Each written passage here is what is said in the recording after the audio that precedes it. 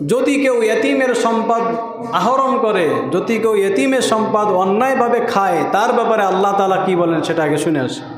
ইন্নাল্লাযীনা ইয়াকুলুনা আমওয়ালাল ইয়াতামা, ইন্নাল্লাযীনা ইয়াকুলুনা আমওয়ালাল ইয়াতামা, নিশ্চয় যারা ইয়তীমদের ধন সম্পদ, ইয়তীমদের সম্পদ গ্রহণ করে, ইয়তীমদের সম্পদ খেয়ে ফেলে অন্যায়ভাবে, ইন্নামা ইয়াকুলুনা ফি বুতুনিহিম নারা, তারা আসলে ইয়তীমের সম্পদ এটা ভোগ করে না, এটা খায় না, বরং আস্ত আগুন, জাহান্নামের আগুন খায়।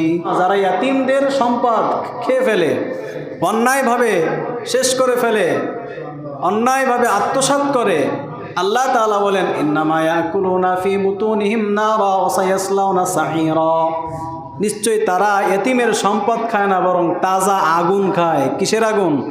জাহান্নামের আগুন খায়।